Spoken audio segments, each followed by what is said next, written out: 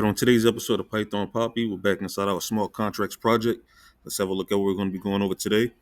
Today we're back inside of our Web3Py favorites module, and we're still in the project introduction section. So let's go over what we're going to be going over. So in this section, we'll be going over the process of initial or installing the Anvil in our project. We will be using the Anvil package because we don't want to use the Sepolia test node from Tenderly anymore. So we're going to move away from Sepolia test node or testnet node, and we are going to use another test network instead.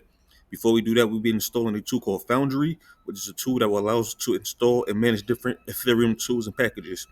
We'll be using the Foundry tool to install Anvil package. Now this is how we will install the Foundry tool. We're going to run this command right here in our terminal. Now this will install the Foundry tool in our project, and we'll be able to use it immediately. Once we have installed the Foundry tool, we'll be able to use it to install the Anvil package. Running Foundry will automatically install the Anvil package for us, along with a few other packages that we'll be using in the future.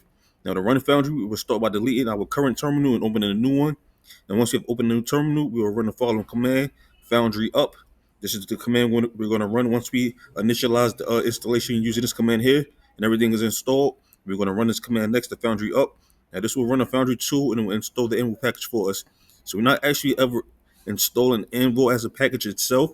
We're just going to install a Foundry, and inside of the Foundry, that's where the Anvil package is, along with all its features.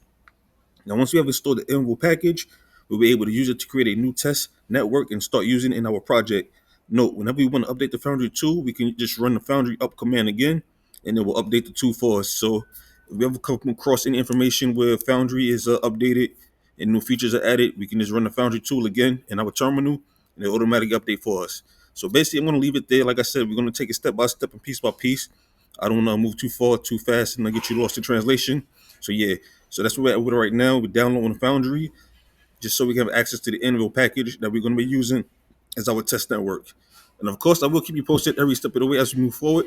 But for now, this is the Python Papi. You guys stay Gucci.